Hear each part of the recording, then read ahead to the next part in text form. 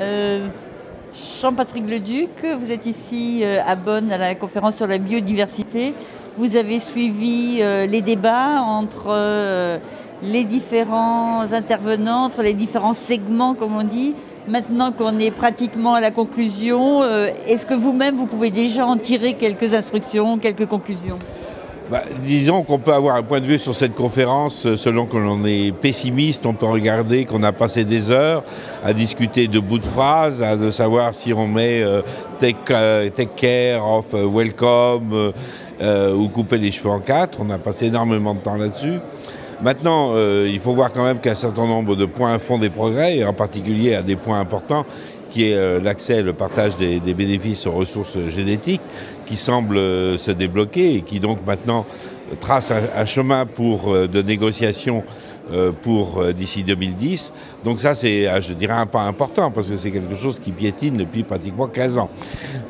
Oui, mais est-ce que par exemple l'Union européenne a joué un rôle important, parce que nous-mêmes, nous souhaitons que l'Union européenne soit le leader en matière environnementale. Est-ce qu'elle a été le leader que nous, en tant que parlementaires, nous attendions ?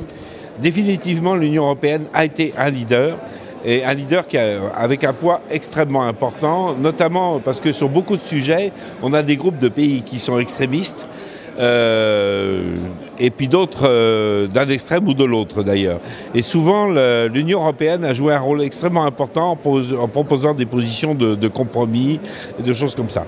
Maintenant, c'est vrai qu'on pourrait peut-être espérer qu'on ait des propositions parfois plus audacieuses de l'Union européenne, parce que bon, son rôle, c'est souvent limité à faciliter les choses et pas être autant force de proposition qu'on aurait pu souhaiter.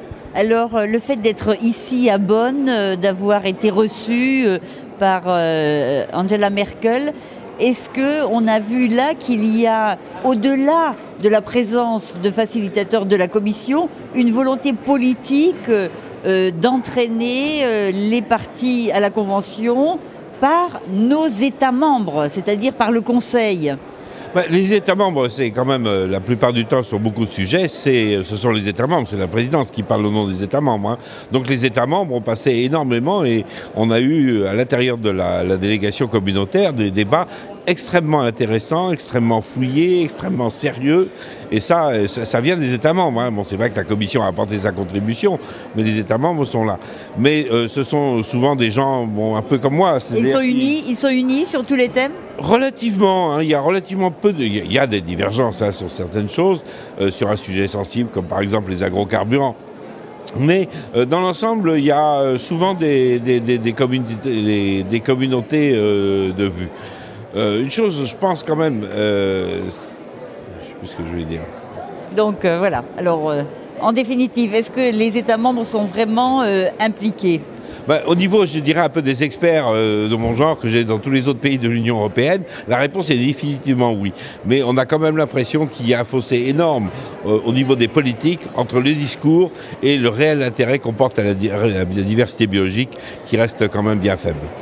Est-ce que ça signifie, par exemple, qu'il y a certains ministres de l'Environnement de l'Union européenne qui n'ont pas fait le déplacement pour les conclusions ? Il y a des ministres de l'Environnement qui n'ont pas fait le déplacement, et je dirais même l'importance, il y a même des États membres qui ne sont pas présents ici du tout, même au niveau des discussions, et ça c'est dommage. Merci encore.